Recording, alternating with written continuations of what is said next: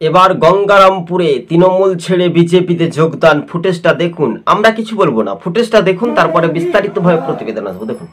বন্দে মাতরম, বন্দে মাতরম, বন্দে মাতরম, বন্দে মাতরম, ভারত মাতা কি জয়, বিজেপি কি জয়, নরেন্দ্র মোদি।